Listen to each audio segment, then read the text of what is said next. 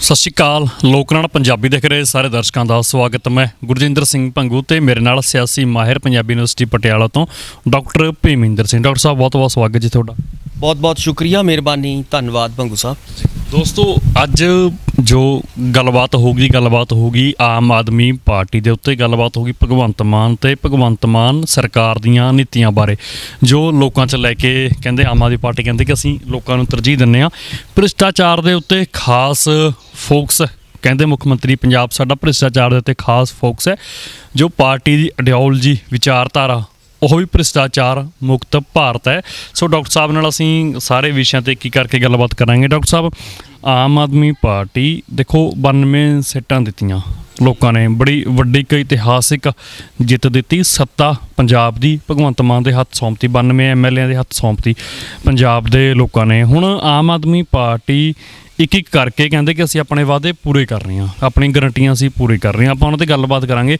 ਸਭ ਤੋਂ ਪਹਿਲਾਂ ਆਪਾਂ ਜੋ ਬੀਤੇ ਕੱਲ੍ਹ ਕਿਸਾਨਾਂ ਦੇ ਖਾਤਿਆਂ ਦੇ ਵਿੱਚ 5-5 ਲੱਖ ਰੁਪਏ ਪਾਏ ਗਏ ਨੇ, ਜੋ ਸ਼ਹੀਦ ਹੋ ਗਏ ਸੀ ਕਿਸਾਨ, ਸ਼ਹੀਦ ਪਰਿਵਾਰ ਨੇ ਕਿਸਾਨੀ ਧਰਨੇ ਦੌਰਾਨ 3 ਖੇਤੀ ਕਾਨੂੰਨਾਂ ਦੀ ਲੜਾਈ ਜੋ ਸੈਂਟਰ ਦੇ ਖਿਲਾਫ ਲੜੀ ਜਾ ਰਹੀ ਸੀ, ਉਹਦੇ 'ਚ ਆਪਣੀ ਜਾਨ ਵਾਰ ਗਏ ਸੀ ਉਹ। ਸੋ ਉਸ ਮਾਮਲੇ ਦੇ ਉੱਤੇ 5-5 ਲੱਖ ਦਿੱਤੇ ਗਏ। ਹਾਲਾਂਕਿ ਵਿਰੋਧੀ ਕਹਿੰਦੇ ਕਿ ਵੀ 5-5 ਇੱਕ ਆ ਵੀ ਗੱਲ ਹੈ ਕਿ 5-5 ਲੱਖ ਬੜੇ ਘੱਟ ਨੇ, ਕੋਈ ਸਮੱਸਿਆਵਾਂ ਦਾ ਹੱਲ ਹੈ ਜੋ ਸਥਾਈ ਹੱਲ ਹੋਣਾ ਚਾਹੀਦਾ।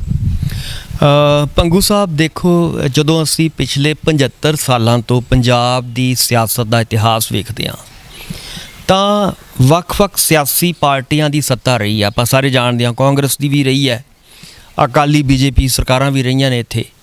ਔਰ ਇਹ ਸਰਕਾਰਾਂ ਦਾ ਜਿਹੜਾ ਮੋਡ ਆਫ ਆਪਰੈਂਡੀ ਸੀਗਾ, ਯਾਨੀ ਕਿ ਕੰਮ ਕਰਨ ਦਾ ਤਰੀਕਾ ਕੀ ਸੀਗਾ ਕਿ ਵੱਧ ਤੋਂ ਵੱਧ ਲੋਕਾਂ ਨੂੰ ਲਾਰੇ ਲਾਓ ਔਰ ਆਖਰੀ 5 ਜਾਂ 6 ਮਹੀਨਿਆਂ ਦੇ ਵਿੱਚ ਆਪਣੀ ਕਾਰਵਾਈ ਕਰਵਾਓ। ਲੋਕਾਂ ਨੂੰ 4.5 ਸਾਲ ਇਹ ਪਤਾ ਨਹੀਂ ਸੀ ਹੁੰਦਾ ਕਿ ਸਰਕਾਰ ਹੈ ਵੀ ਹੈ ਜਾਂ ਨਹੀਂ ਵੀ। ਹੁਣ ਪਹਿਲੀ ਵਾਰੀ ਜਿਵੇਂ ਤੁਸੀਂ ਕਿਹਾ ਕਿ ਪੰਜਾਬ ਦੇ ਲੋਕਾਂ ਨੇ ਇੱਕ ਬਹੁਤ ਇਤਿਹਾਸਕ ਕੰਮ ਕੀਤਾ। ਪਹਿਲੇ ਵਾਰੀ ਕਿਸੇ ਆਮ ਆਦਮੀ ਪਾਰਟੀ ਨੂੰ ਜਾਂ ਆਮ ਆਦਮੀ ਨੂੰ ਉਹਨਾਂ ਨੇ ਜਿਤਾਇਆ ਔਰ ਉਹਦੇ ਮੰਤਰੀ ਬਣੇ ਸ਼੍ਰੀ ਭਗਵੰਤ ਮਾਨ ਜੀ, ਜਿਹੜੇ ਕਿ ਬਾਰ-ਬਾਰ ਚੋਣਾਂ ਤੋਂ ਪਹਿਲਾਂ ਇਹ ਗੱਲ ਕਹਿੰਦੇ ਸੀਗੇ, ਜਾਂ ਇਹਨਾਂ ਦੇ ਨਾਲ ਕੇਜਰੀਵਾਲ ਜੀ ਇਹ ਗੱਲ ਲਗਾਤਾਰ ਕਹਿੰਦੇ ਸੀ ਕਿ ਅਸੀਂ ਉਹ ਵਾਅਦੇ ਹੀ ਕਰਾਂਗੇ ਜਿਹੜੇ ਵਾਅਦੇ ਨਿਭਾ ਪਾਵਾਂਗੇ। ਔਰ ਇਹਦਾ ਸਿੱਟਾ ਤੁਸੀਂ ਦੇਖ ਰਹੇ ਹੋ ਕਿ ਹੁਣ ਤੱਕ ਆਪਾਂ ਦੇਖ ਸਕਦੇ ਹਾਂ ਕਿ ਜਿੰਨੀਆਂ ਵੀ ਸਰਕਾਰਾਂ ਪਹਿਲਾਂ ਵੀ ਆਈਆਂ ਨੇ ਔਰ ਪਹਿਲੇ 4 ਮਹੀਨਿਆਂ ਦੇ ਵਿੱਚ ਜੋ ਕੰਮ ਹੋਏ ਨੇ ਉਹਦੇ ਬਾਰੇ ਜਿਵੇਂ ਤੁਸੀਂ ਆਪ ਹੀ ਕਿਹਾ, ਨਸ਼ਿਆਂ ਨੂੰ ਨੱਥ ਪਾਉਣ ਦੀ ਗੱਲ ਹੋਵੇ, ਤੁਸੀਂ ਅੱਜ ਦੇਖੋਗੇ ਕਿ ਪੁਲਿਸ ਜਿਹੜੀ ਹੈਗੀ ਕਿਵੇਂ ਮੁਸਤੈਦ ਹੋਈ ਹੈ ਕਿ ਆਟੋਮੈਟਿਕਲੀ ਜਿਹੜੇ ਨੇ ਲੋਕ ਵੀ ਉਹਨਾਂ ਦਾ ਸਾਥ ਦੇ ਰਹੇ ਨੇ ਔਰ ਪੁਲਿਸ ਵੀ ਅੱਗੇ ਲੱਗ ਕੇ ਨਸ਼ਿਆਂ ਨੂੰ ਖ਼ਤਮ ਕਰਨ ਦੀ ਪੂਰੀ ਕੋਸ਼ਿਸ਼ ਕਰ ਰਹੀ ਹੈ। ਮੈਂ ਨਹੀਂ ਕਹਿੰਦਾ ਵੀ 100% ਕੋਈ ਸਾਰਾ ਕੁਝ ਹੀ ਠੀਕ ਹੋ ਗਿਆ, ਪਰ ਜਿਹੜੀ ਕੋਸ਼ਿਸ਼ ਸਰਕਾਰ ਦੀ ਦਿਖਾਈ ਦੇ ਰਹੀ ਹੈ ਉਹ ਤੁਹਾਨੂੰ ਉੱਥੋਂ ਬਹੁਤ ਚੀਜ਼ਾਂ ਅੰਦਾਜ਼ਾ ਹੋ ਸਕਦੀ ਹੈ ਕਿ ਸਰਕਾਰ ਦੀ ਨੀਤ ਔਰ ਨੀਤੀ ਕਿਸ ਤਰ੍ਹਾਂ ਦੀ ਹੈ। ਸੋ ਦੂਜੇ ਪਾਸੇ ਜਿਵੇਂ ਤੁਸੀਂ ਆਪ ਹੀ ਕਿਹਾ ਕਿ ਭ੍ਰਿਸ਼ਟਾਚਾਰੀ ਨੂੰ ਲੈ ਕੇ ਸਰਕਾਰ ਬੜੀ ਮੁਸਤੈਦ ਹੈ ਔਰ ਭ੍ਰਿਸ਼ਟਾਚਾਰੀ ਦੇ ਵਿੱਚ ਬਹੁਤ ਸਾਰੇ ਜਿਹੜੇ ਕੇਸ ਨੇ ਉਹ ਵੀ ਸਾਹਮਣੇ ਆਏ ਨੇ ਪਿਛਲੇ ਦਿਨਾਂ ਦੇ ਵਿੱਚ। ਔਰ ਵੱਡੇ ਜਿਹੜੇ ਕਹਿੰਦੇ ਕਹਾਉਂਦੇ ਜਿਹੜੇ ਅਫਸਰ ਸਾਹਿਬਾਨ ਹੋਣ, ਚਾਹੇ ਉਹ ਲੀਡਰ ਸਾਹਿਬਾਨ ਹੋਣ, ਉਹਨਾਂ ਦੇ ਉੱਤੇ ਕੇਸ ਬਣਾਏ ਗਏ ਨੇ ਔਰ ਭ੍ਰਿਸ਼ਟਾਚਾਰੀ ਦੀ ਜੋ ਕਾਨੂੰਨ ਦੇ ਮੁਤਾਬਕ ਕਾਰਵਾਈ ਕਰਨੀ ਬਣਦੀ ਹੈ ਉਹ ਕੀਤੀ ਗਈ ਹੈ। ਸਿਰਫ ਇੱਥੇ ਹੀ ਬਸ ਨਹੀਂ ਕਿ ਆਪਣੀ ਪਾਰਟੀ ਦੇ ਆਪਣੇ ਹੀ ਮੰਤਰੀ ਨੂੰ, ਕਿਹੜੀ ਸਰਕਾਰ ਹੈ ਅੱਜ ਤੱਕ ਆਪਾਂ ਪੰਜਾਬ 'ਚ ਦੇਖਿਆ ਹੀ ਹੈ ਕਿ ਸਰਕਾਰਾਂ ਕਿਵੇਂ ਆਪਣੀ ਮੰਤਰੀਆਂ ਦੀ ਪੁਸ਼ਤ ਪਨਾਹੀ ਕਰਦੀਆਂ ਨੇ, ਉਹਨਾਂ ਨੂੰ ਬਚਾਉਣ ਦੀ ਪੂਰੀ ਕੋਸ਼ਿਸ਼ ਹੁੰਦੀ ਰਹੀ ਆ ਹੁਣ ਤੱਕ। ਪਰ ਪਹਿਲੀ ਸਰਕਾਰ ਹੈ ਜਿਹਨੇ ਆਪਣੇ ਮੰਤਰੀ ਨੂੰ ਹੀ ਪਹਿਲੇ ਜਿਹੜੇ ਕੁਝ ਮਹੀਨਿਆਂ ਦੇ ਵਿੱਚ ਹੀ ਉਹਨਾਂ ਨੂੰ ਟੰਗਤਾ। ਸੋ ਇਸ ਕਰਕੇ ਆਪਾਂ ਦੇਖਿਆ ਹੈ, ਕਹਿ ਸਕਦੇ ਹਾਂ ਕਿ ਸਰਕਾਰ ਜਿਹੜੀ ਭਗਵੰਤ ਮਾਨ ਹੋਰਾਂ ਦੀ ਰਹਿਨੁਮਾਈ ਦੇ ਵਿੱਚ ਔਰ ਕੇਜਰੀਵਾਲ ਹੋਰਾਂ ਦਾ ਜਿਹੜਾ ਜੋ ਆਪਾਂ ਕਹਿ ਸਕਦੇ ਹਾਂ ਏਜੰਡਾ ਸੀਗਾ ਪੰਜਾਬ ਪ੍ਰਤੀ, ਉਸ ਨੂੰ ਲੈ ਕੇ ਚੱਲ ਰਹੀ ਹੈ। ਔਰ ਜਿਵੇਂ ਤੁਸੀਂ ਦੱਸਿਆ, ਚਾਹੇ ਕਿਸਾਨਾਂ ਦੀ ਗੱਲ ਹੋਵੇ, ਚਾਹੇ ਹੁਣ ਆਉਣ ਵਾਲੇ ਸਮੇਂ ਦੇ ਵਿੱਚ ਰੁਜ਼ਗਾਰ ਦੀ ਗੱਲ ਹੋਵੇ, ਚਾਹੇ ਖੇਤੀਬਾੜੀ ਵਿਭਿੰਨਤਾ ਦੀ ਗੱਲ ਹੋਵੇ, ਚਾਹੇ ਵਾਤਾਵਰਨ ਨੂੰ ਬਚਾਉਣ ਦੀ ਗੱਲ ਹੋਵੇ, ਚਾਹੇ ਬਿਜਲੀ ਦੀ ਜਿਹੜੀ ਹੈਗੀ ਆ ਫ੍ਰੀ, ਉਹਨਾਂ ਨੇ ਕਿਹਾ ਸੀਗਾ ਕਿ ਅਸੀਂ 300 ਯੂਨਿਟ ਫ੍ਰੀ ਦੇਵਾਂਗੇ, ਚਾਹੇ ਉਹਦੀ ਗੱਲ ਹੋਵੇ। ਸੋ ਕਹਿਣ ਦਾ ਮਤਲਬ ਇਹੀ ਹੈ ਕਿ ਜਿਨ੍ਹਾਂ ਗੱਲਾਂ ਨੂੰ ਲੈ ਕੇ, ਜਿਨ੍ਹਾਂ ਵਾਅਦਿਆਂ ਨੂੰ ਲੈ ਕੇ, ਜਿਨ੍ਹਾਂ ਗਰੰਟੀਆਂ ਨੂੰ ਲੈ ਕੇ ਸਰਕਾਰ ਬਣੀ ਸੀਗੀ ਉਹਦੇ ਵੱਲ ਪੈਰ ਪੁੱਟਦੀ ਨਜ਼ਰ ਆ ਰਹੀ ਹੈ ਸਰਕਾਰ। ਇਸ ਕਰਕੇ ਭਗਵੰਤ ਮਾਨ ਦੀ ਇਹ ਆਪਾਂ ਕਹਿ ਸਕਦੇ ਹਾਂ ਕਿ ਇਹ ਵਡਪਨ ਹੈ ਉਹਨਾਂ ਦਾ ਕਿ ਉਹਨਾਂ ਨੇ ਪਹਿਲੇ ਦਿਨ ਤੋਂ ਹੀ ਕੰਮ ਸ਼ੁਰੂ ਕੀਤਾ ਔਰ ਪਹਿਲੇ ਦਿਨ ਤੋਂ ਹੀ ਆਪਣੀ ਜਿਹੜੀ ਕਾਰਵਾਈ ਹੈ ਉਹ ਬੜੀ ਸਰਗਰਮੀ ਦੇ ਨਾਲ ਉਹਨਾਂ ਨੇ ਤੇਜ਼ੀ ਦੇ ਨਾਲ ਉਹ ਪੰਜਾਬ ਦੇ ਲੋਕਾਂ ਦੇ ਲਈ ਲਿਆਂਦੀ। ਔਰ ਉਹਦਾ ਨਤੀਜਾ ਕੀ ਆਪਾਂ ਅੱਜ ਦੇਖ ਰਹੇ ਹਾਂ ਕਿ ਚਾਹੇ ਵੱਡੇ ਵੱਡੇ ਮੁੱਦੇ, ਆਪਾਂ ਇਹ ਨਹੀਂ ਕਹਿ ਸਕਦੇ ਕਿ ਬਹੁਤ ਸਾਰੇ ਸਮੱਸਿਆਵਾਂ ਦਾ ਵੀ ਸਾਹਮਣਾ ਕਰਨਾ ਪਿਆ ਸਰਕਾਰ ਨੂੰ, ਚਾਹੇ ਆਪਾਂ ਸਿੱਧੂ ਮੂਸੇਵਾਲੇ ਹੋਰਾਂ ਦੀ ਹੱਤਿਆ ਦੀ ਗੱਲ ਹੋਵੇ, ਉਹਦੇ ਵਿੱਚ ਸਰਕਾਰ ਨੂੰ ਜਿਹੜਾ ਹੈਗਾ ਬੈਕਫੁੱਟ ਤੇ ਉਸ ਵੇਲੇ ਆਉਣਾ ਪਿਆ ਸੀਗਾ। ਪਰ ਇਹਦੇ ਬਾਵਜੂਦ, ਸਾਰੀਆਂ ਸਮੱਸਿਆਵਾਂ ਦੇ ਬਾਵਜੂਦ, ਜਿਹੜੀ ਮੈਂ ਗੱਲ ਕਹਿਣੀ ਚਾਹੁੰਦਾ ਕਿ ਸਰਕਾਰ ਆਪਣੇ ਨੀਤੀਆਂ ਦੇ ਪ੍ਰਤੀ, ਆਪਣੀ ਨੀਤ ਦੇ ਪ੍ਰਤੀ ਬਿਲਕੁਲ ਸਾਫ਼ ਹੈ ਔਰ ਪੰਜਾਬ ਦੇ ਲੋਕਾਂ ਦੇ ਲਈ, ਪੰਜਾਬ ਦੇ ਜਿਹੜੇ ਆਮ ਲੋਕ, ਗਰੀਬ ਲੋਕ ਨੇ, ਉਹਨਾਂ ਦੇ ਭਲੇ ਲਈ ਕੁਝ ਕਰਨਾ ਚਾਹੁੰਦੀ ਹੈ, ਕਿਸਾਨਾਂ ਲਈ ਕਰਨਾ ਚਾਹੁੰਦੀ ਹੈ, ਨੌਜਵਾਨਾਂ ਲਈ ਕਰਨਾ ਚਾਹੁੰਦੀ ਹੈ ਔਰ ਵਾਤਾਵਰਣ ਲਈ ਕਰਨਾ ਚਾਹੁੰਦੀ ਹੈ, ਹੋਰ ਜਿਹੜੇ ਵੱਖ-ਵੱਖ ਕਰਮਚਾਰੀ ਨੇ ਉਹਨਾਂ ਨੂੰ ਪੱਕਿਆ ਕਰਨਾ ਚਾਹੁੰਦੀ ਹੈ। ਡਾਕਟਰ ਸਾਹਿਬ, ਬਿਜਲੀ ਦੇ ਬਿੱਲਾਂ ਨੂੰ ਲੈ ਕੇ ਲੋਕ ਕੁਝ ਨਾਰਾਜ਼ ਵੀ ਨੇ। ਉਹ ਕਹਿੰਦੇ ਕਿ ਵੀ ਗਰੰਟੀ ਦੀ ਗੱਲ ਹੋਈ ਸੀ ਕਿ ਸਾਰਿਆਂ ਨੂੰ ਗਰੰਟੀਆਂ ਦੇਵਾਂਗੇ, ਹੁਣ ਕਹਿੰਦੇ ਵੀ ਗਰੀਬੀ ਰੇਖਾ ਤੋਂ ਹੇਠਾਂ BPL ਕਾਰਡ ਦਾ ਰੌਲਾ, ਜਾਂ ਫਿਰ ਯੂਨਿਟਾਂ ਜਿਵੇਂ ਡਿਸਕੋਰਸ ਪਹਿਲਾਂ ਸਿਰਜਿਆ ਗਿਆ ਸੀ ਉੱਦਾਂ ਨਹੀਂ ਹੈ ਸਭ ਕੁਝ। ਵੀ ਪਹਿਲਾਂ ਕਹਿੰਦੇ ਸੀ ਸਾਰੇ ਲੋਕਾਂ ਦੀ ਪੰਜਾਬ ਦੇ ਵਿੱਚ ਮਾਫ ਹੋਊਗੀ, ਹੁਣ ਕਹਿੰਦੇ ਕਿ ਕੈਟਾਗਰਾਈਜ਼ ਕਰਤਾ ਸਭ ਕੁਝ। ਦੇਖੋ, ਕੈਟਾਗਰਾਈਜ਼ ਇਸ ਲਈ ਨਹੀਂ ਕੀਤਾ ਵੀ ਸਭ ਕੁਝ ਉੱਦਾਂ ਹੀ ਹੌਚ ਪੌਚ ਹੀ ਹੋ ਗਿਆ। ਇਹ ਗੱਲ ਬਿਲਕੁਲ ਕਲੀਅਰ ਹੈ। ਬਾਰ-ਬਾਰ ਜਿਹੜੇ ਨੇ ਸਾਡੇ ਬਿਜਲੀ ਮੰਤਰੀ ਉਹ ਕਹਿ ਰਹੇ ਨੇ ਕਿ ETO ਸਾਹਿਬ ਕਿ ਭਾਈ 300 ਯੂਨਿਟ ਤਾਂ ਤੁਹਾਨੂੰ ਮਿਲਣੀ ਹੈ। ਦੇਖੋ, ਜਿਹੜਾ ਆਮ ਗਰੀਬ ਤਬਕਾ ਹੈ, ਆਪਾਂ ਆਮ 75-80% ਲੋਕ ਨੇ, ਆਪਾਂ ਚਾਹੇ ਦੇਖੀਏ ਪਿੰਡਾਂ ਦੇ ਵਿੱਚ ਹੋਣ, ਚਾਹੇ ਉਹ ਆਮ ਸ਼ਹਿਰਾਂ ਜਿਹੜੇ ਗਰੀਬ ਲੋਕ ਹੋਣ ਸ਼ਹਿਰਾਂ ਦੇ, ਉਹ 300 ਯੂਨਿਟ ਤੱਕ ਹੀ ਉਹਨਾਂ ਲਈ ਕਾਫੀ ਹੁੰਦਾ। ਔਰ ਇਸੇ ਤਰ੍ਹਾਂ ਤੁਸੀਂ ਦੇਖੋਗੇ 2 ਮਹੀਨਿਆਂ ਦੇ ਵਿੱਚ 600 ਯੂਨਿਟ ਜਿਹੜਾ ਹੈਗਾ ਬਣਦਾ ਹੈ। ਜੇਕਰ ਮੈਕਸੀਮਮ ਲੋਕ 300 ਯੂਨਿਟ ਦੇ ਅੰਡਰ ਆਉਂਦੇ ਨੇ, ਚਾਹੇ ਉਹ ਜਨਰਲ ਕੈਟਾਗਰੀ ਦੇ ਨੇ, ਚਾਹੇ SC ਕੈਟਾਗਰੀ ਦੇ ਨੇ, ਚਾਹੇ BC ਕੈਟਾਗਰੀ ਦੇ ਨੇ, ਤਾਂ ਉਹਨਾਂ ਨੂੰ ਇਹਦਾ ਫਾਇਦਾ ਹੋਣਾ ਹੀ ਹੋਣਾ ਹੈ। ਸੋ ਇਹਦਾ ਮਤਲਬ ਹੈ ਕਿ 80 ਤੋਂ ਲੈ ਕੇ 90% ਲੋਕਾਂ ਤੱਕ ਇਹਦਾ ਜਿਹੜਾ ਹੈਗਾ ਲਾਭ ਜਾਏਗਾ। ਔਰ 300 ਯੂਨਿਟ ਇਹ ਪਹਿਲੀ ਵਾਰੀ ਹੋਏਗਾ ਪੰਜਾਬ ਦੇ ਇਤਿਹਾਸ ਦੇ ਵਿੱਚ, ਜਿਵੇਂ ਪਿਛਲੇ ਦਿਨਾਂ ਦੇ ਵਿੱਚ ਭਗਵੰਤ ਮਾਨ ਹੋ ਬਾਰ-ਬਾਰ ਗੱਲ ਕਹੀ ਹੈ ਔਰ ਕੇਜਰੀਵਾਲ ਜੀ ਨੇ ਵੀ ਇਹ ਗੱਲ ਦੁਹਰਾਈ ਹੈ ਕਿ 300 ਯੂਨਿਟ ਇੱਕ ਪਹਿਲੀ ਵਾਰੀ ਹੋਏਗਾ ਕਿ ਉਹਨਾਂ ਦਾ ਜ਼ੀਰੋ ਬਿੱਲ ਸਾਰੇ ਲੋਕਾਂ ਦਾ। ਤੁਸੀਂ ਸਮਝ, ਕਿਉਂਕਿ ਹੁਣ ਅਗਲੇ ਦਿਨਾਂ 'ਚ ਬਿੱਲ ਆਉਣ ਵਾਲਾ ਹੀ ਹੈ, ਜੁਲਾਈ ਤੋਂ ਲੈ ਕੇ ਅੱਗੇ ਜਿਹੜਾ ਹੈਗਾ 2 ਮਹੀਨਿਆਂ ਦਾ। ਸੋ ਜ਼ੀਰੋ ਬਿੱਲ ਆਉਣ ਵਾਲੇ ਨੇ, ਆਉਣੇ ਸ਼ੁਰੂ ਵੀ ਹੋ ਗਏ ਨੇ, ਲੋਕਾਂ ਨੂੰ ਇੰਤਜ਼ਾਰ। ਸੋ ਮੇਰੇ ਹਿਸਾਬ ਨਾਲ ਲੋਕਾਂ ਦੇ ਵਿੱਚ ਕਾਫੀ ਇਹਦੇ ਪ੍ਰਤੀ ਜਿਹੜਾ ਹੈਗਾ ਉਤਸ਼ਾਹ ਵੀ ਹੈ ਔਰ ਲੋਕ ਉਡੀਕ ਵੀ ਕਰ ਰਹੇ ਨੇ ਕਿ ਦੇਖੀ ਕਿ ਸਾਨੂੰ ਬਿੱਲ ਜ਼ੀਰੋ ਬਿੱਲ ਕਿਵੇਂ ਆਏਗਾ। ਸੋ ਸਾਰਿਆਂ ਨੂੰ ਫਾਇਦਾ ਹੋਣ ਦੀਆਂ ਸੰਭਾਵਨਾਵਾਂ ਨਜ਼ਰ ਆ ਰਹੀਆਂ ਨੇ। ਡਾਕਟਰ ਸਾਹਿਬ, ਤੁਸੀਂ ਖੁਦ ਸਿੱਖਿਆ ਦੇ ਖੇਤਰ ਨਾਲ ਸੰਬੰਧਿਤ ਦੇਖੋ, ਤੁਸੀਂ ਪ੍ਰੋਫੈਸਰ ਹੋ। ਸੋ ਜਦੋਂ ਬੇਰੁਜ਼ਗਾਰ ਅਧਿਆਪਕਾਂ ਦੀ ਆਪਾਂ ਗੱਲ ਕਰਦੇ ਹਾਂ, ਲੰਮੇ ਸਮੇਂ ਤੋਂ ਜਿਹੜੇ ਅਧਿਆਪਕ ਨੇ, ਬੇਰੁਜ਼ਗਾਰ ਨੌਜਵਾਨ ਮੁੰਡੇ ਕੁੜੀਆਂ ਨੇ, ਇਹ ਆਪਣੀ ਨੌਕਰੀ ਦੇ ਲਈ, ਆਪਣੇ ਰੁਜ਼ਗਾਰ ਦੇ ਲਈ ਸੜਕਾਂ 'ਤੇ ਨੇ। ਹਾਲਾਂਕਿ ਜਦੋਂ ਆਮ ਆਦਮੀ ਪਾਰਟੀ ਆਈ ਸੀ ਉਹ ਕਹਿੰਦੇ ਸੀ ਇੱਕ ਵੀ ਦਿਨ ਅਸੀਂ ਧਰਨਾ ਨਹੀਂ ਲੱਗਣ ਦੇਵਾਂਗੇ ਕਿਸੇ ਦਾ ਹੀ ਪੰਜਾਬ ਦੇ ਵਿੱਚ। ਸੋ ਇਹਨਾਂ ਜੋ ਬੇਰੁਜ਼ਗਾਰ ਅਧਿਆਪਕ ਨੇ, ਜੋ ਇਹਨਾਂ ਨੂੰ ਕੁਛ ਕਰਨ ਦੇ ਲਈ ਸਰਕਾਰ ਕੀ ਕੁਛ ਕਰ ਰਹੀ ਹੈ? ਕਿਉਂਕਿ ਸੰਗਰੂਰ 'ਚ ਕੁੱਟੇ ਵੀ ਗਏ ਨੇ ਜੀ। ਦੇਖੋ, ਬਿਲਕੁਲ ਤੁਹਾਡਾ ਸਵਾਲ ਜਾਇਜ਼ ਹੈ। ਦੇਖੋ, ਜਿੱਥੋਂ ਤੱਕ ਐਜੂਕੇਸ਼ਨ ਦਾ ਸੰਬੰਧ ਹੈ, ਮੈਨੂੰ ਇਹ ਲੱਗਦਾ ਕਿ ਚਾਹੇ ਉਹ ਦਿੱਲੀ ਦੀ ਸਰਕਾਰ ਹੋਵੇ, ਚਾਹੇ ਆਮ ਆਦਮੀ ਪਾਰਟੀ ਦੀ ਪੰਜਾਬ ਦੀ ਸਰਕਾਰ ਹੋਵੇ, ਇੱਕ ਐਜੂਕੇਸ਼ਨ ਐਸਾ ਮਸਲਾ ਹੈ ਜਿਹੜਾ ਮੈਨੂੰ ਲੱਗਦਾ ਹੈ ਕਿ ਸਾਰਿਆਂ ਦਾ ਇੱਕ ਬੁਨਿਆਦੀ ਮਸਲਾ ਹੈ ਔਰ ਆਮ ਆਦਮੀ ਪਾਰਟੀ ਨੇ ਇਸ ਬੁਨਿਆਦੀ ਮਸਲੇ ਨੂੰ ਬਹੁਤ ਗੰਭੀਰਤਾ ਦੇ ਨਾਲ ਦਿੱਲੀ ਦੇ ਵਿੱਚ ਵੀ ਲਿਆ ਔਰ ਪੰਜਾਬ ਦੇ ਵਿੱਚ ਵੀ ਲਿਆ। ਪਰ ਸਮੱਸਿਆ ਕਿੱਥੇ, ਜਿਵੇਂ ਤੁਸੀਂ ਕਹਿ ਰਹੇ ਹੋ, ਸਮੱਸਿਆ ਕਿੱਥੇ ਆ ਰਹੀ ਹੈ? ਸਮੱਸਿਆ ਉੱਥੇ ਆ ਰਹੀ ਹੈ ਕਿ ਸਰਕਾਰ ਨੂੰ ਉਹ ਸਾਰੀਆਂ ਜਿਹੜੀਆਂ ਗੜਬੜਾਂ ਸੀਗੀਆਂ, ਜਿਹੜੀ ਆਪਸੀ ਚਾਹੇ ਖਿੱਚੋਤਾਣ ਸੀਗੀ, ਵੱਖ-ਵੱਖ ਜਿਹੜੀਆਂ ਅਧਿਆਪਕ ਜਥੇਬੰਦੀਆਂ ਨੇ, ਚਾਹੇ ਉਹ ਆਪਸੀ ਲਿਟੀਗੇਸ਼ਨ ਸੀਗਾ, ਯਾਨੀ ਕਿ ਇੱਕ ਦੂਜੇ 'ਤੇ ਕੇਸ ਕਰਨ ਦੀ ਜਿਹੜੀ ਦਿੱਕਤਾਂ ਆ ਰਹੀਆਂ ਸੀਗੀ, ਜਿਹੜੇ ਕਾਨੂੰਨੀ ਅੜਚਨਾਂ ਸੀ, ਕਹਿਣ ਤੋਂ ਭਾਵ ਹੈ ਉਹਨਾਂ ਨੂੰ ਸੁਲਝਾਉਣ ਦੇ ਲਈ ਸਮਾਂ ਜ਼ਰੂਰ ਚਾਹੀਦਾ ਸੀ ਸਰਕਾਰ ਨੂੰ। ਪਰ ਅਨਫੋਰਚੂਨੇਟਲੀ ਇਹ ਹੋਇਆ ਕਿ ਅਗਲੇ ਦਿਨ ਹੀ, ਜਿੱਦਣ ਸਰਕਾਰ ਬਣੀ, ਅਗਲੇ ਦਿਨ ਹੀ ਧਰਨੇ ਸ਼ੁਰੂ ਹੋ ਗਏ ਕਿ ਸਾਨੂੰ ਤਾਂ ਜੀ ਹੁਣ ਸਾਡੇ ਵਾਅਦੇ ਪੂਰੇ ਕਰੋ। ਮੈਨੂੰ ਇਹ ਲੱਗਦਾ ਹੈ ਕਿ ਅਧਿਆਪਕ ਜਥੇਬੰਦੀਆਂ ਨੂੰ ਘੱਟੋ ਘੱਟ 6 ਮਹੀਨੇ ਸਰਕਾਰ ਨੂੰ ਜ਼ਰੂਰ ਦੇਣੇ ਚਾਹੀਦੇ ਸੀ। ਹਾਲਾਂਕਿ ਉਹਨਾਂ ਦਾ ਹੱਕ ਹੈ ਇਹ ਕੋਈ ਸੰਵਿਧਾਨਕ ਹੱਕ ਹੈ, ਉਹ ਆਪਣੇ ਪ੍ਰੋਟੈਸਟ ਕਰ ਸਕਦੇ ਨੇ, ਸੰਘਰਸ਼ ਕਰ ਸਕਦੇ ਨੇ।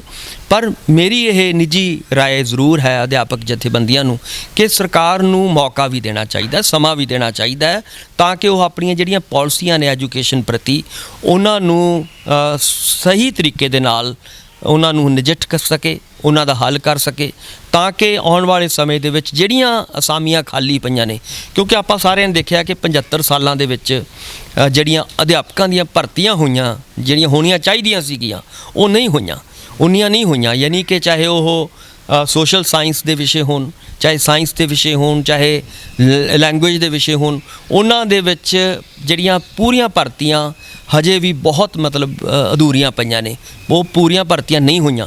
ਸੋ ਇਸ ਕਰਕੇ ਇੰਤਜ਼ਾਰ ਕਰਨਾ ਚਾਹੀਦਾ ਹੈ। ਸਰਕਾਰ ਪਾਲਿਸੀ ਜ਼ਰੂਰ ਬਣਾ ਰਹੀ ਹੈ ਔਰ ਇਹ ਪੂਰੀ ਉਮੀਦ ਹੈ ਕਿ ਵਿਦਿਨ 6 ਮਹੀਨਿਆਂ ਦੇ ਵਿੱਚ ਆਪਾਂ ਕਹਿ ਸਕਦੇ ਹਾਂ ਕਿ ਪਹਿਲੇ 6 ਮਹੀਨਿਆਂ ਦੇ ਵਿੱਚ ਕਾਫੀ ਵੱਡੀ ਪੱਧਰ ਦੇ ਉੱਤੇ ਟੈਸਟ ਉਹਨਾਂ ਦਾ ਰੱਖ ਦਿੱਤਾ ਗਿਆ ਹੈ। ਆਉਣ ਵਾਲੀ 21 ਤਰੀਕ ਨੂੰ ਹੀ ਟੈਸਟ ਜਿਹੜਾ ਹੈਗਾ ਹੋਣ ਜਾ ਰਿਹਾ ਟੀਚਰਾਂ ਦਾ, ਔਰ ਜੇਕਰ ਇਹ ਟੈਸਟ ਸਹੀ ਸਲਾਮਤ ਸਿਰੇ ਲੱਗ ਜਾਂਦਾ ਹੈ ਤਾਂ ਲਾਜ਼ਮੀ ਤੌਰ 'ਤੇ ਬਹੁਤ ਸਾਰਾ ਜਿਹੜਾ ਸਾਡਾ ਨੌਜਵਾਨ ਤਬਕਾ ਹੈ ਜਿਹੜੇ ਟੈਸਟ ਪਾਸ ਕਰ ਲੈਣਗੇ ਉਹ ਅਧਿਆਪਕਾਂ ਦੀ ਕੈਟਾਗਰੀ ਦੇ ਵਿੱਚ ਆਉਣਗੇ ਔਰ ਸਰਕਾਰ ਉਹਨਾਂ ਨੂੰ ਪਹਿਲ ਦੇ ਆਧਾਰ 'ਤੇ ਅਧਿਆਪਕ ਰੱਖੇਗੀ। ਔਰ ਉਮੀਦ ਹੈ ਕਿ ਇਹ 21 ਤਰੀਕ ਤੋਂ ਬਾਅਦ ਕਾਫੀ ਜਿਹੜਾ ਹੈਗਾ ਅਧਿਆਪਕਾਂ ਦਾ ਮਸਲਾ ਹੱਲ ਹੋ ਜਾਏਗਾ। ਕਿਸਾਨੀ ਦੀ ਵੱਡੀ ਸਮੱਸਿਆਵਾਂ ਨੇ, ਖਾਸ ਕਰਕੇ ਕਰਜ਼ਾ ਹੋ ਗਿਆ, ਜਿਵੇਂ ਪਾਣੀ ਹੋ ਗਿਆ, ਦੋ ਮੇਨ ਸਮੱਸਿਆਵਾਂ ਨੇ। ਅਪ੍ਰੈਲ ਤੋਂ ਕਹਿੰਦੇ ਸੀ ਭਗਵੰਤ ਮਾਨ ਕਿ ਖੁਦਕੁਸ਼ੀਆਂ ਬੰਦ ਹੋ ਜਾਣਗੀਆਂ ਪੰਜਾਬ ਦੇ ਵਿੱਚ, ਤੇ ਇਸ ਨੂੰ ਮਤਲਬ ਹੱਲ ਕਰਨ ਦੇ ਲਈ ਸਰਕਾਰ ਕੋਲ ਕਿਸ ਤਰ੍ਹਾਂ ਦਾ ਰੋਡ ਮੈਪ ਹੈ? ਕਿਉਂਕਿ ਪਾਣੀ ਦੀ ਵੱਡੀ ਸਮੱਸਿਆ, ਕਿਸਾਨੀ ਦੀ ਵੱਡੀ ਸਮੱਸਿਆ, ਖੇਤੀ ਦਾ ਜੋ ਆਪਾਂ ਜਾਣਦੇ ਹਾਂ, ਇਹੋ ਜਿਹਾ ਖੇਤਾ ਕਿ ਜੋ ਦੇਸ਼ ਦਾ ਢਿੱਡ ਭਰਦਾ, ਲੋਕਾਂ ਦਾ ਢਿੱਡ ਭਰਦਾ ਕਿਸਾਨ, ਪਰ ਆਪ ਉਹ ਭੁੱਖਾ ਸੌਂਦਾ, ਉਹਦਾ ਪਰਿਵਾਰ ਭੁੱਖਾ ਸੌਂਦਾ ਤੇ ਖੁਦਕੁਸ਼ੀਆਂ ਕਰਦਾ ਪਰਿਵਾਰ। ਇਹਦੇ ਲਈ ਕਿਸ ਤਰ੍ਹਾਂ ਦਾ ਕੋਈ? ਦੇਖੋ, ਇਹਦੇ ਲਈ ਸਭ ਤੋਂ ਵੱਡਾ ਪ੍ਰੋਗਰਾਮ ਤਾਂ ਇਹੀ ਹੈ ਕਿ ਫਸਲੀ ਵਿਭਿੰਨਤਾ ਚਾਹੀਦੀ ਹੈ। 2 ਫਸਲੀ ਚੱਕਰ ਤੋਂ ਪੰਜਾਬ ਨੂੰ ਖਹਿੜਾ ਛੁਡਾਉਣਾ ਪਏਗਾ ਹੀ ਪਏਗਾ, ਖਾਸ ਤੌਰ 'ਤੇ ਝੋਨੇ ਤੋਂ, ਕਿਉਂਕਿ ਝੋਨਾ ਇੱਕ ਐਸੀ ਫਸਲ ਹੈ ਜਿਹੜੀ ਪੰਜਾਬ ਦੀ ਫਸਲ ਹੈ ਹੀ ਨਹੀਂ। ਸਾਡੇ ਉੱਤੇ ਗ੍ਰੀਨ ਰੈਵੋਲੂਸ਼ਨ ਦੇ ਨਾਂ ਦੇ ਉੱਤੇ, ਹਰੇ ਇਨਕਲਾਬ ਦੇ ਨਾਂ ਦੇ ਉੱਤੇ ਇਹ ਫਸਲ ਨੂੰ ਥੋਪਿਆ ਗਿਆ ਪੰਜਾਬ ਦੇ ਉੱਤੇ, ਕਿਉਂਕਿ ਪੰਜਾਬ ਦਾ ਜੋ ਵਾਤਾਵਰਨ ਹੈ, ਇੱਥੇ ਕੋਈ ਉਹਨਾਂ ਦੀ ਬਰਸਾਤ ਨਹੀਂ ਹੁੰਦੀ ਕਿ ਲਗਾਤਾਰ ਹੀ ਜਿਹਦੇ ਨਾਲ ਫਸਲ ਜਿਹੜੀ ਹੈਗੀ ਆ ਬਹੁਤ ਡਿਵੈਲਪ ਹੋ ਜਾਏ ਔਰ ਉਹਨੂੰ ਜਿਹੜਾ ਹੈਗਾ ਥੱਲਿਓਂ ਪਾਣੀ ਕੱਢਣ ਦੀ ਲੋੜ ਹੀ ਨਾ ਪਵੇ। ਸੋ ਨਤੀਜਾ ਕਿ ਇਹਦਾ ਨਿਕਲਿਆ ਇਹ ਕਿ ਸਾਡਾ ਜਿਹੜਾ ਪਾਣੀ ਹੈ ਉਹ ਲਗਾਤਾਰ ਡੂੰਘਾ ਹੁੰਦਾ ਜਾ ਰਿਹਾ ਹੈ। ਇਸ ਵੇਲੇ 135 ਜ਼ੋਨ ਜਿਹੜੇ ਨੇ ਪੰਜਾਬ ਦੇ ਉਹ ਡਾਰਕ ਜ਼ੋਨ ਦੇ ਵਿੱਚ ਚਲੇ ਗਏ ਨੇ। ਇਹਦਾ ਮਤਲਬ ਕੀ ਹੈ ਕਿ ਜਿਹੜਾ ਪਾਣੀ ਨੂੰ ਬਚਾਉਣ ਦੀ ਇਸ ਵੇਲੇ ਬੁਨਿਆਦੀ ਲੋੜ ਹੈ। ਸੋ ਉਹਦੇ ਲਈ ਭਗਵੰਤ ਮਾਨ ਹੋਰਾਂ ਨੇ ਮੂੰਗੀ ਦੀ ਫਸਲ ਜਾਂ ਹੋਰ ਜਿਹੜੀਆਂ ਫਸਲਾਂ ਦੀ ਵਿਭਿੰਨਤਾ ਉਹਦੇ ਬਾਰੇ ਫੋਕਸ ਕਰਨ ਦੀ ਕੋਸ਼ਿਸ਼ ਕੀਤੀ। ਆਉਣ ਵਾਲੇ ਸਮੇਂ ਦੇ ਵਿੱਚ ਇਸੇ ਤਰ੍ਹਾਂ ਤੁਸੀਂ ਦੇਖੋਗੇ ਕਿ ਜਿਹੜੇ ਸਹਾਇਕ ਧੰਦਿਆਂ ਨੂੰ ਡਿਵੈਲਪ ਕਰਨਾ ਪਏਗਾ। ਸਹਾਇਕ ਧੰਦੇ ਮਤਲਬ, ਕਿਉਂਕਿ ਸਾਡੇ ਕੋਲ ਦੇਖੋ, ਚਾਹੇ ਉਹ ਬੱਕਰੀਆਂ ਪਾਲਣ ਦਾ ਹੋ ਜੇ, ਚਾਹੇ ਮੁਰਗੀਆਂ ਪਾਲਣ ਦਾ ਹੋਵੇ, ਚਾਹੇ ਇੱਦਾਂ ਦੇ ਜਿਹੜੇ ਸਹਾਇਕ ਧੰਦੇ ਨੇ ਉਹਨਾਂ ਨੂੰ, ਜਾਂ ਸਮਾਲ ਜਿਹੜੀ ਐਗਰੋ ਬੇਸਡ ਇੰਡਸਟਰੀ ਹੈ ਉਹਨੂੰ ਵੀ ਡਿਵੈਲਪ ਕਰਨਾ ਪਏਗਾ। ਸੋ ਬਹੁਤ ਸਾਰੀਆਂ ਸੰਭਾਵਨਾਵਾਂ ਪੰਜਾਬ ਦੀ ਜਿਹੜੀ ਐਗਰੀਕਲਚਰ ਜਿਹੜੀ ਸਿਸਟਮ ਹੈ ਉਹਦੇ ਵਿੱਚ ਸੁਧਾਰ ਲਿਆਉਣ ਦੀ ਲੋੜ ਹੈ। ਸੋ ਕਹਿਣ ਦਾ ਮਤਲਬ ਹੈ ਉਹਦੇ ਲਈ ਪੰਜਾਬ ਸਰਕਾਰ ਜਾਂ ਭਗਵੰਤ ਮਾਨ ਦੀ ਜਿਹੜੀ ਨੀਤ ਔਰ ਨੀਤੀ ਹੈ ਉਹਦੇ ਰਾਹੀਂ ਇਹ ਸਪਸ਼ਟ ਕਾਫੀ ਗੱਲਾਂ ਹੋ ਚੁੱਕੀਆਂ ਨੇ ਕਿ ਜਿਵੇਂ ਉਹਨਾਂ ਨੇ ਮੂੰਗੀ ਦੀ ਫਸਲ ਦੇ ਉੱਤੇ MSP ਦੇਣ ਦਾ ਵਾਅਦਾ ਕੀਤਾ ਹੈ, ਇਸੇ ਤਰ੍ਹਾਂ ਗੰਨੇ ਦੀ ਫਸਲ ਜਿਹੜੇ ਦੇ ਬਕਾਏ ਰਹਿੰਦੇ ਨੇ ਉਹ ਦੇਣ ਦੀ ਗੱਲ ਤੋਰੀ ਹੈ। ਤਾਂ ਲਾਜ਼ਮੀ ਤੌਰ 'ਤੇ ਪੰਜਾਬ ਦਾ ਜਿਹੜਾ ਕਿਸਾਨ ਹੈ ਉਹ ਗੰਨੇ ਵੱਲ ਵੀ ਵਰਤੇਗਾ ਔਰ ਮੂੰਗੀ ਵੱਲ ਵੀ ਆਏਗਾ। ਉਹ ਆਪਣੀਆਂ ਫਸਲਾਂ ਜੇਕਰ ਉਹਨਾਂ ਦੀਆਂ ਸਬਜ਼ੀਆਂ ਵੀ ਜਿਹੜੀਆਂ ਵਿਕਦੀਆਂ ਨੇ ਤਾਂ ਸਬਜ਼ੀਆਂ ਨੂੰ ਜੇ MSP ਮਿਲਦੀ ਹੈ ਜਾਂ ਬਾਕੀ ਫਸਲਾਂ ਨੂੰ ਵੀ MSP ਮਿਲਦੀ ਹੈ ਤਾਂ ਲਾਜ਼ਮੀ ਤੌਰ 'ਤੇ ਮੈਨੂੰ ਲੱਗਦਾ ਹੈ ਕਿ ਪੰਜਾਬ ਦਾ ਕਿਸਾਨ ਖੁਦ ਵੀ ਇਹ ਚਾਹੁੰਦਾ ਹੈ ਕਿ ਮੈਂ 2 ਫਸਲੀ ਚੱਕਰ ਤੋਂ ਕਹਿੰਦੇ ਬਾਹਰ ਆਵਾਂ। ਖਰੀਦ ਨਹੀਂ ਹੋ ਪਾਈ, ਜਿੱਦਾਂ ਸਰਕਾਰ ਕਹਿੰਦੀ ਸੀ ਕਿ ਫਸਲੀ ਚੱਕਰ ਦੀ ਤੁਸੀਂ ਗੱਲ ਕੀਤੀ ਜੀ, ਸਰਕਾਰ ਕਹਿੰਦੀ ਸੀ ਕਿ ਅਸੀਂ ਫਸਲੀ ਚੱਕਰ ਦੇ ਵਿੱਚੋਂ ਕੱਢਣਾ, ਤੇ ਮੂੰਗੀ ਦੀ ਪਹਿਲ ਕੀਤੀ ਸੀ ਕਿ ਇੱਦਾਂ ਮੂੰਗੀ ਦੀ MSP 'ਤੇ ਖਰੀਦ ਹੋਊਗੀ। ਕਹਿੰਦੇ ਮੂੰਗੀ ਰੁਲੀ ਹੈ ਮੰਡੀਆਂ 'ਚ। ਦੇਖੋ, ਪਹਿਲੀ ਵਾਰੀ ਹੋ ਸਕਦਾ ਹੈ ਕਿਉਂਕਿ ਜਿਹੜਾ ਆਪਾਂ ਇਹ 'ਚ ਕਹਿ ਸਕਦੇ ਹਾਂ ਕਿ ਸਰਕਾਰ ਦਾ ਹਜੇ ਜਿਹੜਾ ਕੰਟਰੋਲ ਹੈ ਉਹ ਪਹਿਲੇ 2-3 ਮਹੀਨਿਆਂ ਦੇ ਵਿੱਚ ਉਸ ਕਿਸਮ ਦਾ ਨਹੀਂ ਬਣ ਪਾਇਆ ਜਿੱਦਾਂ ਦਾ ਜਿਹੜਾ ਆਪਾਂ ਬਾਅਦ ਦੇ ਵਿੱਚ ਆ ਕੇ ਬਣਨਾ ਸੀਗਾ। ਸੋ ਕਹਿਣ ਦਾ ਮਤਲਬ ਹੈ ਕਿ ਹਜੇ ਸ਼ੁਰੂਆਤੀ ਦੌਰ ਹੈ। ਆਉਣ ਵਾਲੀਆਂ ਜਿਹੜੀਆਂ ਸਮੇਂ ਦੇ ਵਿੱਚ ਫਸਲਾਂ ਦੀ ਵਿਭਿੰਨਤਾ ਹੋਏਗੀ ਔਰ ਜੇਕਰ ਸਰਕਾਰ ਕੰਟਰੋਲ ਕਰਦੀ ਹੈ ਮੰਡੀ ਬੋਰਡ ਦੇ ਵਿੱਚ, ਕਿਉਂਕਿ ਮੰਡੀ ਬੋਰਡ ਦੇ ਵਿੱਚ ਵੀ ਆਪਣੇ ਬੰਦੇ ਲਾਉਣੇ ਪੈਣਗੇ ਸਰਕਾਰ ਨੂੰ। ਹੁਣ ਕੀ ਹੈ ਕਿ ਇਸ ਵੇਲੇ ਚਾਹੇ ਉਹ ਮੰਡੀ ਬੋਰਡ ਹੈ, ਚਾਹੇ ਉਹ ਅਫਸਰਸ਼ਾਹੀ ਹੈ, ਚਾਹੇ ਕੋਈ ਹੋਰ ਤੰਤਰ ਹੈ, ਉਹਦੇ ਵਿੱਚ ਜਿਹੜੀਆਂ ਹੋਰ ਤਰ੍ਹਾਂ ਦੇ ਲੋਕ ਹਜੇ ਜਿਹੜੇ ਨੇ ਉਹ ਫਸੇ ਹੋਏ ਨੇ। ਸੋ ਉਹਨਾਂ ਤੋਂ ਬਾਹਰ ਆ ਕੇ ਆਪਣੇ ਬੰਦੇ, ਜਿੰਨੀ ਦੇਰ ਸਰਕਾਰ ਦੇ ਆਪਣੇ ਬੰਦੇ ਉਹਨਾਂ ਸਿਸਟਮ ਦੇ ਵਿੱਚ ਜਿਹੜੇ ਨੇ ਉਹ ਨਹੀਂ ਐਂਟਰ ਹੁੰਦੇ, ਤਾਂ ਲਾਜ਼ਮੀ ਤੌਰ 'ਤੇ ਦਿੱਕਤਾਂ ਜਿਵੇਂ ਤੁਸੀਂ ਕਹਿ ਰਹੇ ਹੋ ਉਹ ਆ ਸਕਦੀਆਂ ਨੇ। ਸੋ ਆਉਣ ਵਾਲੇ ਸਮੇਂ ਦੇ ਵਿੱਚ ਜਦੋਂ ਇਹ ਸਾਰੀਆਂ ਨੀਤੀਆਂ ਔਰ ਜਿਹੜੇ ਰੂਲਸ ਐਂਡ ਰੈਗੂਲੇਸ਼ਨਸ ਨੇ ਉਹ ਲਾਗੂ ਹੋਣਗੇ, ਤਾਂ ਕਿਸਾਨਾਂ ਲਈ ਵੀ ਉਹ ਜਿਹੜਾ ਹੈਗਾ ਫਾਇਦੇਮੰਦ ਹੋਏਗਾ।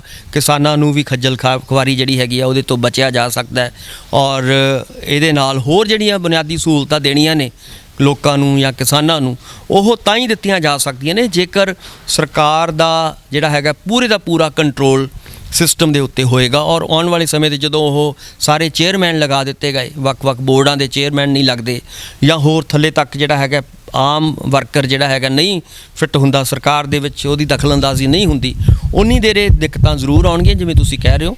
ਪਰ ਹੌਲੀ ਹੌਲੀ ਮੈਨੂੰ ਲੱਗਦਾ ਹੈ ਕਿ ਸਮਾਂ ਆਉਣ 'ਤੇ ਇਹਨਾਂ ਮੁਸ਼ਕਲਾਂ ਨੂੰ ਹੱਲ ਕਰ ਲਿਆ ਜਾਏਗਾ। ਪੰਗੂ ਸਾਹਿਬ, ਬੇਰੁਜ਼ਗਾਰੀ ਨੂੰ ਕਿਵੇਂ ਮਤਲਬ ਡਾਕਟਰ ਸਾਹਿਬ ਹੱਲ ਕੀਤਾ ਜਾਏਗਾ? ਬੇਰੁਜ਼ਗਾਰੀ ਵੱਡੀ ਸਮੱਸਿਆ ਪੰਜਾਬ ਦੀ। ਬਿਲਕੁਲ, ਜਿਵੇਂ ਤੁਸੀਂ ਕਿਹਾ ਕਿ ਪਹਿਲੀ ਗੱਲ ਤਾਂ ਕਿ 36,000 ਜਿਹੜੇ ਸਾਡੇ ਭਰਤੀ ਹੋ ਚੁੱਕੇ ਨੇ, ਸਾਡੇ ਜਿਹੜੇ ਨੌਜਵਾਨ ਨੇ, ਕਾਮੇ ਨੇ, ਉਹਨਾਂ ਨੂੰ ਪਹਿਲੀ ਗੱਲ ਤਾਂ ਪੱਕਿਆ ਕਰਨ ਦੀ ਲੋੜ ਹੈ, ਕਿਉਂਕਿ ਬਹੁਤ ਵੱਡੀ 36,000 ਜਿਹੜੀ ਗਿਣਤੀ ਹੈ। ਉਹਦੇ 'ਚ ਵੀ ਉਮਰ ਦੇ ਹਾਂ ਹੈਗਾ ਕਿ ਵੀ ਸਾਰੇ ਯੋਗਤਾ ਨਹੀਂ ਰੱਖਦੇ। ਹਾਂ, ਉਹਦੇ ਵਿੱਚ ਵੀ ਜਿਹੜਾ ਹੈ ਦੇਖਣਾ ਪਏਗਾ ਕਿ ਕਿਹੜੇ ਜਿਹੜੇ ਲਿਟੀਗੇਸ਼ਨਸ ਨੇ ਜਾਂ ਜਿਹੜੀਆਂ ਦਿੱਕਤਾਂ ਨੇ, ਜਿਵੇਂ ਤੁਸੀਂ ਵੀ ਦੱਸਿਆ, ਕਿ ਉਹਨਾਂ ਨੂੰ ਕਿਵੇਂ ਹੱਲ ਕੀਤਾ ਜਾਣਾ ਚਾਹੀਦਾ। ਉਹਦੇ ਲਈ ਲਗਾਤਾਰ ਮੀਟਿੰਗਾਂ ਹੋ ਰਹੀਆਂ ਨੇ। ਚੀਮਾ ਸਾਹਿਬ ਹੋਇਆ, ਮੀਤ ਹੇਰ ਜੀ ਹੋਏ ਔਰ ਬੈਂਸ ਸਾਹਿਬ ਹੋਏ, ਉਹ ਲਗਾਤਾਰ ਮੀਟਿੰਗਾਂ ਕਰ ਰਹੇ ਨੇ ਔਰ ਉਹਦਾ ਹੱਲ ਹੀ ਲੱਭਿਆ ਜਾ ਰਿਹਾ। ਸੋ ਜੇਕਰ ਉਹਦਾ ਅਦਾਲਤੀ ਹੱਲ ਲੱਭਿਆ ਜਾਂਦਾ ਹੈ ਤਾਂ ਲਾਜ਼ਮੀ ਤੌਰ 'ਤੇ ਪਹਿਲੀ ਗੱਲ ਤਾਂ ਉਹਨਾਂ ਨੂੰ ਪੱਕਿਆ ਕੀਤਾ ਜਾਣਾ ਚਾਹੀਦਾ। ਫਿਰ ਜਿਵੇਂ ਤੁਸੀਂ ਦੱਸਿਆ ਹੈ ਕਿ ਪਹਿਲਾਂ ਵੀ ਗੱਲ ਹੋਈ ਹੈ ਕਿ ਅਧਿਆਪਕਾਂ ਨੂੰ ਜਿਹੜੀਆਂ ਕਿ ਪੂਰੀਆਂ ਉਹਨਾਂ ਦੀਆਂ ਅਸਾਮੀਆਂ ਕੱਢੀਆਂ ਜਾਣ, ਤਾਂ ਕਿ ਸਾਰੇ ਸਕੂਲਾਂ ਦੇ ਵਿੱਚ ਬਕਾਇਦਾ ਤੌਰ 'ਤੇ ਅਧਿਆਪਕਾਂ ਦੀ ਭਰਤੀ ਹੋਵੇ। ਇਸ ਤੋਂ ਇਲਾਵਾ ਚਾਹੇ ਉਹ ਪ੍ਰੋਫੈਸਰ ਸਾਹਿਬਾਨ ਨੇ, 1996 ਤੋਂ ਬਾਅਦ ਕਾਲਜ ਦੇ ਪ੍ਰੋਫੈਸਰਾਂ ਦੀ ਭਰਤੀ ਨਹੀਂ ਹੋਈ, ਉਹ ਪੱਕੀ ਭਰਤੀ ਜਿਹੜੀ ਹੈਗੀ ਆ ਹੋਣੀ ਚਾਹੀਦੀ ਹੈ। ਇਸੇ ਤਰ੍ਹਾਂ ਤੁਸੀਂ ਦੇਖਿਆ ਹੋਵੇਗਾ ਕਿ ਜਿਹੜੇ ਸਰਕਾਰੀ ਡਾਕਟਰਸ ਨੇ ਜਾਂ ਸਰਕਾਰੀ ਡਿਸਪੈਂਸਰੀਆਂ ਨੇ, ਉਹਨਾਂ ਦੇ ਵਿੱਚ ਹਜੇ ਡਾਕਟਰ ਪੂਰੇ ਨਹੀਂ ਹੈਗੇ, ਉਹਨਾਂ ਦੀਆਂ ਅਸਾਮੀਆਂ ਹਜੇ ਖਾਲੀ ਪਈਆਂ ਨੇ, ਉਹਨਾਂ ਨੂੰ ਪੂਰਾ ਭਰਿਆ ਜਾਣਾ ਚਾਹੀਦਾ ਹੈ। ਇਸੇ ਤਰ੍ਹਾਂ ਸਰਕਾਰੀ ਦਫ਼ਤਰ ਤੁਸੀਂ ਦੇਖਿਆ ਹੋ, ਚਾਹੇ DC ਦਫ਼ਤਰ ਹੈ, ਚਾਹੇ ਹੋਰ ਸਰਕਾਰੀ ਦਫ਼ਤਰ ਨੇ, ਉਹਨਾਂ ਦੇ ਵਿੱਚ ਲਗਾਤਾਰ ਹੀ, ਕਿਉਂਕਿ ਉਹਨਾਂ ਨੂੰ ਪ੍ਰਾਈਵੇਟਾਈਜੇਸ਼ਨ ਵੱਲ ਜਦੋਂ ਵੱਧ ਰਿਹਾ ਸਿਸਟਮ, ਤਾਂ ਉਹ ਵੀ ਜਿਹੜੇ ਲੋਕ ਨੇ ਉਹ ਵੀ ਜਿਹੜੇ ਆਪਾਂ ਦੇਖ ਰਹੇ ਬੇਰੁਜ਼ਗਾਰ ਦੀ ਮਾਰ ਚੱਲ ਰਹੇ ਨੇ। ਸੋ ਕਹਿਣ ਦਾ ਮਤਲਬ ਹੈ ਕਿ ਹਰ ਪਾਸੇ ਪ੍ਰਾਈਵੇਟ ਢਾਂਚੇ ਦੇ ਡਿਵੈਲਪ ਹੋਣ ਕਰਕੇ ਸਰਕਾਰੀ ਜਿਹੜੇ ਦਫ਼ਤਰ ਨੇ ਉਹ ਖਾਲੀ ਹੋ ਰਹੇ ਨੇ, ਔਰ ਇਹਦਾ ਨਤੀਜਾ ਹੈ ਕਿ ਬੇਰੁਜ਼ਗਾਰੀ ਲਗਾਤਾਰ ਵੱਧ ਰਹੀ ਹੈ। ਸੋ ਸਰਕਾਰ ਨੂੰ ਇਹੀ ਚਾਹੀਦਾ ਕਿ ਪਲੈਨਿੰਗ ਬਣਾ ਕੇ ਬਕਾਇਦਾ ਆਉਣ ਵਾਲੇ ਸਮੇਂ ਦੇ ਵਿੱਚ ਉਹ ਵੱਖ-ਵੱਖ, ਚਾਹੇ ਉਹ ਸਰਕਾਰੀ ਆਫਿਸ ਨੇ, ਚਾਹੇ ਉਹ ਅਧਿਆਪਕ ਸਾਹਿਬਾਨ ਨੇ, ਚਾਹੇ ਪ੍ਰੋਫੈਸਰ ਨੇ, ਚਾਹੇ ਹੋਰ ਵੀ ਜਿੰਨੇ ਵੀ ਸਰਕਾਰੀ ਅਰਧ ਸਰਕਾਰੀ ਸਾਡਾ ਢਾਂਚਾ ਹੈ, ਉਹਨੂੰ ਡਿਵੈਲਪ ਕਰਨ ਦੀ ਲੋੜ ਹੈ, ਤਾਂ ਕਿ ਸਰਕਾਰ ਜਿਹੜੀ ਹੈਗੀ ਹੈ ਲੋਕਾਂ ਨੂੰ ਜਿਹੜੀਆਂ ਸਹੂਲਤਾਂ ਮੁਹੱਈਆ ਕਰਵਾ ਸਕੇ। ਸੋ ਉਮੀਦ ਹੈ ਕਿ ਆਉਣ ਵਾਲੇ ਸਮੇਂ ਦੇ ਵਿੱਚ ਸਰਕਾਰ ਆਪਣੇ ਜਿਹੜੇ ਵਾਅਦੇ ਨੇ ਉਹ ਜ਼ਰੂਰ, ਖਾਸ ਤੌਰ 'ਤੇ ਜਦੋਂ ਭਗਵੰਤ ਮਾਨ ਜੀ ਪਹਿਲੇ ਦਿਨ ਵੀ ਤੁਹਾਨੂੰ ਯਾਦ ਹੋਏਗਾ ਜਦੋਂ ਉਹਨਾਂ ਨੇ ਸਹੁੰ ਚੁੱਕੀ ਸੀ, ਇਹੀ ਗੱਲ ਕਹੀ ਸੀ ਕਿ ਮੇਰਾ ਸਭ ਤੋਂ ਜ਼ਿਆਦਾ ਫੋਕਸ ਰਹੇਗਾ ਰੁਜ਼ਗਾਰ ਦੇ ਉੱਤੇ। ਸੋ ਉਮੀਦ ਹੈ ਜਿਵੇਂ ਉਹਨਾਂ ਨੇ ਪਿਛਲੇ 3-4 ਮਹੀਨਿਆਂ ਦੇ ਵਿੱਚ ਇਹ ਗੱਲ ਕਰਕੇ ਦਿਖਾਈ ਹੈ, ਔਰ ਰੁਜ਼ਗਾਰ ਦੀ ਜਿਹੜੀ ਰੇਲ ਗੱਡੀ ਹੈ ਉਹਨੂੰ ਲੀਹ 'ਤੇ ਲਾਉਣ ਦੀ ਕੋਸ਼ਿਸ਼ ਕਰ ਰਹੇ ਨੇ। ਉਮੀਦ ਹੈ ਕਿ ਬਹੁਤ ਛੇਤੀ ਇਹ ਮਸਲਾ ਹੱਲ ਹੋਏਗਾ। ਡਾਕਟਰ ਸਾਹਿਬ ਬਹੁਤ ਬਹੁਤ ਸ਼ੁਕਰੀਆ ਤੁਸੀਂ ਸਾਡੇ ਨਾਲ ਜੁੜੇ, ਧੰਨਵਾਦ ਤੁਹਾਡਾ। ਬਹੁਤ ਬਹੁਤ ਸ਼ੁਕਰੀਆ, ਮਿਹਰਬਾਨੀ, ਧੰਨਵਾਦ। ਦੋਸਤੋ, ਮੇਰੇ ਨਾਲ ਜੁੜੇ ਹੋਏ ਸੀ ਸਿਆਸੀ ਮਾਹਿਰ ਡਾਕਟਰ ਪਰਮਿੰਦਰ ਸਿੰਘ। ਡਾਕਟਰ ਸਾਹਿਬ ਤੋਂ ਅਸੀਂ ਆਮ ਆਦਮੀ ਪਾਰਟੀ ਦੇ ਵਿੱਚ ਗੱਲਬਾਤ ਕੀਤੀ। ਤੁਸੀਂ ਆਪਣੀ ਫੀਡਬੈਕ ਹਰ ਵਾਰ ਦੇ ਨਾ ਕਮੈਂਟ ਬਾਕਸ ਦੇ ਵਿੱਚ ਕਮੈਂਟ ਦੇ ਰੂਪ ਵਿੱਚ ਜ਼ਰੂਰ ਭੇਜੋ, ਅਤੇ ਤੁਸੀਂ ਇਸ ਪ੍ਰੋਗਰਾਮ ਨੂੰ ਆਪਣੇ ਯਾਰਾਂ ਦੋਸਤਾਂ ਰਿਸ਼ਤੇਦਾਰਾਂ ਦੇ ਨਾਲ ਸ਼ੇਅਰ ਜ਼ਰੂਰ ਕਰਿਓ। ਤੁਸੀਂ ਜੁੜੇ ਰਹੋ ਤੁਹਾਡੇ ਆਪਣੇ ਚੈਨਲ ਲੋਕ ਰਣ ਚੈਨਲ ਪੰਜਾਬੀ 'ਤੇ। ਸ਼ੁਕਰੀਆ।